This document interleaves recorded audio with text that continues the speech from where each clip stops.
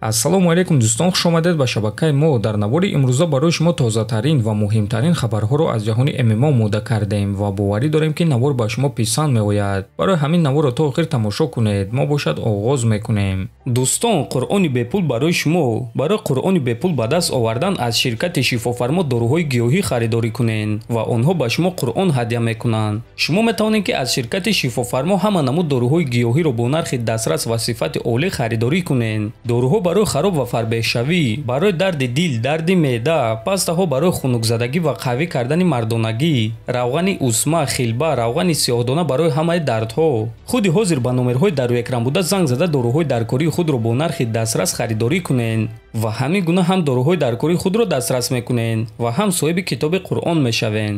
мураббии чемпиони UFC Леон Эдвардс Дейв Ловел оиди муҳорибаи потенсиалӣ байни шогирдаш ва Ислам Махачев фикрашро баён кард.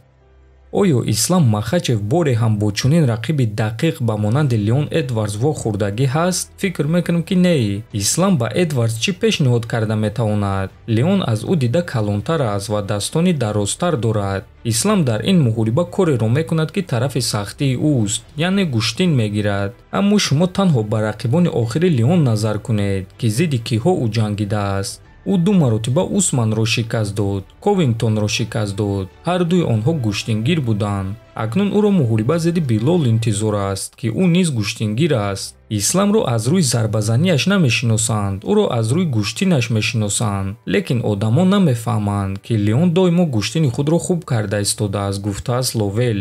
ва дӯстон, чӣ гуна ки мебинем рӯз аз рӯз гирди ин муҳориба гапу хабарҳо зиёд шуда истодааст ва агар ки онҳо дар муҳорибаҳои навбатии худ ғолиб шуда тавонанд, пас бо эҳтимол муҳорибаи онҳо баргузор гардида метавонад. аммо ҳар дуи онҳоро рақибони сахт интизор аст. Леонро муҳориба бо Билол Муҳаммад интизор аст. ана Исламро бошад бо эҳтимоли калон муҳориба зидди Арманд Царукян интизор аст.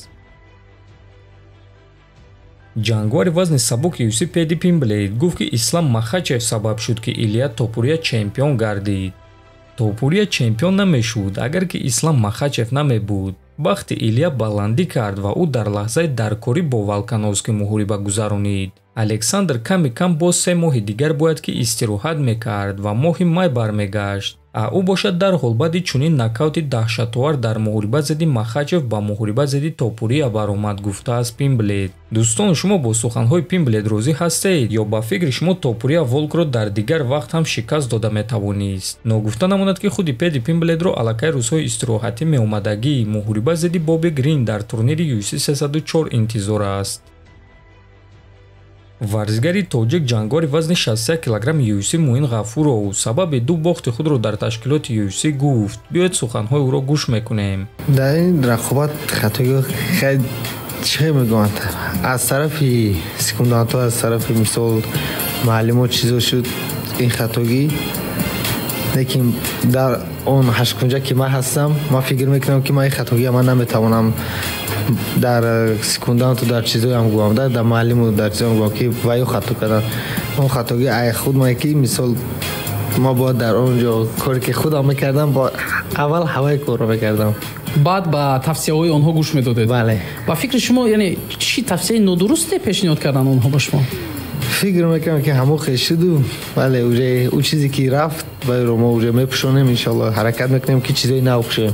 ва дӯстон, чӣ гуна ки мебинед ва чӣ гуна ки мо низ гуфта будем, мураббии пешинаи Муин дар сохтани нақшаи ҷангӣ каме сус буд ва аз сабабе ки Муин инсони боэҳтиром ва боинтизом аст, суханҳои мураббиро гӯш кард ва чунин хатогиҳо карда шикаст хӯрд. акнун Муин дастаи хуб ва мураббии дар ҳақиқат касбӣ дорад ки аллакай натиҷаи кори ӯро мо шумо дар охирон муҳорибааш дидем ки Муин аввалин ғалабаи худро дар UFC ба даст овард. мо ба Муин муваффақият орзумандем ва муҳорибаи навбатии ӯро бесаброна интизор хоҳем шуд. дар ҳамин ҷо дӯстон, навори мо ба анҷом мерасад. фикру ақидаҳотонро нависед, ҳатман дар канали мо обуна шавед. то боздид, хонободу сарбаланд бошед.